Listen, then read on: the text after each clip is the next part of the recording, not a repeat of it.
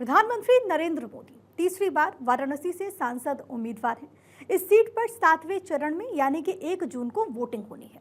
वहां वैसे तो बीते 2 बार से मुकाबला एक तरफा ही हो रहा है, फिर चाहे आम आदमी पार्टी के अरविंद केजरीवाल रहे हों या फिर बीएसपी एसपी की शालिनी यादव या फिर कांग्रेस के अजय राय। पीएम मोदी के सामने कोई दूर दूर तक नजर भी नहीं आया, लेकिन पीएम मोदी बीजेपी के स्टार कैंपेनर भी हैं। वो पूरे देश में लगातार रैलियां और प्रचार कर रहे हैं। ऐसे में वाराणसी की जिम्मेदारी उनकी एक विशेष टीम संभाल रही है। अब इस टीम का लक्ष्य है जीत का अंतर और बड़ा करना, उसको बढ़ाना। अब उस टीम में कौन कौन है इसके बारे में आपको बता देते हैं। इस 7 सदस्यीय कोर टीम के जो मुखिया हैं वो बीजेपी के राष्ट्रीय महामंत्री सुनील बंसल हैं, जबकि उनकी सहायता के लिए 7 हैं पूर्व एमएलसी अश्विनी त्यागी, अरुण पाठक, जगदीश पटेल, सतीश द्विवेदी, सुरेंद्र नारायण सिंह और हंसराज विश्वकर्मा। 7 लोगों की यही टीम जो आप तस्वीरों में देख रहे हैं, ये वाराणसी में पीएम मोदी के चुनाव से जुड़ी एक एक बारीकी का ध्यान रख रही है। बूथ लेवल से लेकर कैंपेन मैनेजमेंट का काम देख रही है। अब इस टीम के बारे में आपको बताते हैं, क्योंकि यही लोग जनता और पीएम मोदी के बीच फिलहाल एक सीधा कनेक्ट है। और जब पीएम मोदी ने बीते हफ्ते वाराणसी में अपना नामांकन दाखिल किया तो एनडीए के सभी नेताओं के जमावड़े के साथ पीएम मोदी के प्रस्तावक और उनके रोड शो तक में इस टीम के मैनेजमेंट की झलक साफ तौर पर देखी गई। इसीलिए जरूरी है कि हम आपको इस टीम के एक एक सदस्य से मिलवाएं।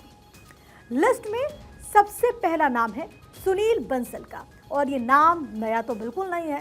केंद्रीय गृह मंत्री अमित शाह जब 2014 से 2020 तक बीजेपी के राष्ट्रीय अध्यक्ष थे, तब बंसल भाजपा के यूपी में संगठन महासचिव थे। उन्हें अमित शाह का करीबी माना जाता है।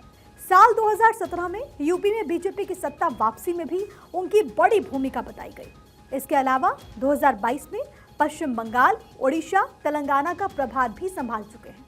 सुनील बंसल को अपने माइक्रो मैनेजमेंट में माहिर माना जाता है। इस लिस्ट में दूसरा नाम अश्विनी त्यागी।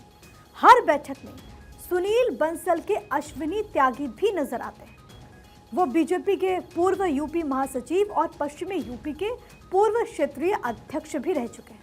फिलहाल उन्हें पीएम मोदी के चुनाव की तैयारी के लिए 8 महीने पहले वाराणसी में तैनात किया गया था। अश्विनी त्यागी को सुनील बंसल का विश्वास पात्र माना जाता है।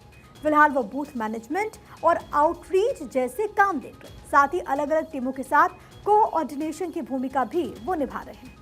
लिस्ट में अगला नाम जगदीश पटेल। उन्हें लोकसभा चुनाव प्रचार शुरू होने से 2 महीने पहले ही कोऑर्डिनेशन और मैनेजमेंट की देखभाल के लिए वाराणसी भेजा गया।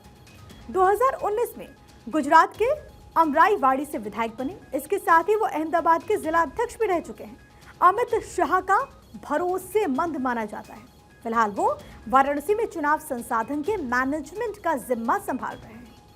पीएम मोदी के इस कोर टीम में एक नाम पूर्वांचल के भूमिहार नेता सुरेंद्र नारायण सिंह का भी है।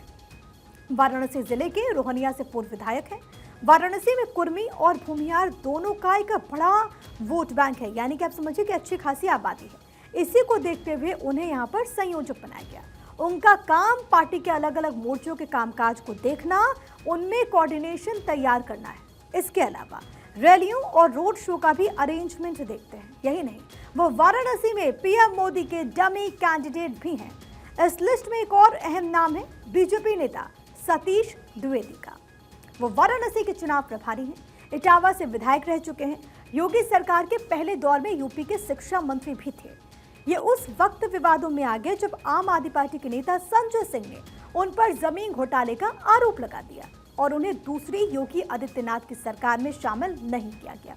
आजकल वाराणसी में मतदाताओं तक पहुंच बनाने और हर जाति वर्ग की छोटी छोटी बैठकें आयोजित करने का काम देख रहे हैं। इसके अलावा इस लिस्ट में अरुण पाठक का नाम भी है। यूपी के 3 बार एमएलसी रह चुके हैं। 2023 में वाराणसी जिले का प्रभारी बनाया गया।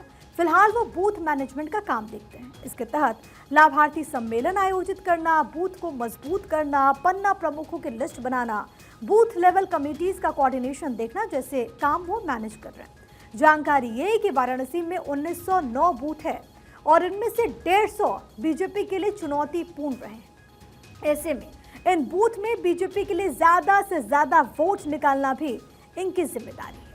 लिस्ट में आखिरी लेकिन बेहद अहम नाम है हंसराज विश्वकर्मा का। 2016 से ही वाराणसी के बीजेपी अध्यक्ष हैं। 2017 और 22 के यूपी चुनावों के साथ साथ 2019 के लोकसभा चुनावों का मैनेजमेंट देख चुके हैं। इसीलिए जब यूपी बीजेपी के नए अध्यक्ष भूपेंद्र चौधरी ने अपनी नई टीम का ऐलान किया तो उनके पोजीशन में कोई बदलाव नहीं हुआ।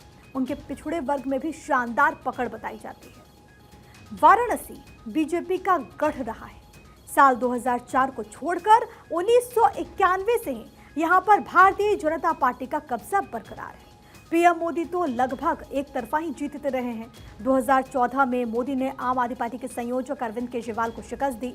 पीएम के लगभग 6 लाख के मुकाबले महज 2 लाख वोट केजरीवाल को मिले थे। उस वक्त कांग्रेस के अजय राय सिर्फ 75,000 वोटों के साथ तीसरे स्थान पर रहे।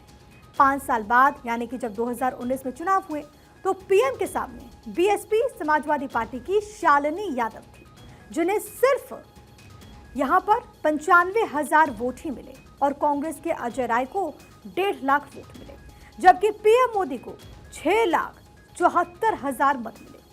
इस साल अजय राय फिर से कांग्रेस और सपा गठबंधन के उम्मीदवार के रूप में मैदान में है। ऐसे में बीजेपी का प्रयास ये है कि वो जीत का ये जो मार्जिन है उसको और बढ़ाए ताकि पीएम मोदी वाराणसी से जीत के पिछले रिकॉर्ड्स को तोड़ सके।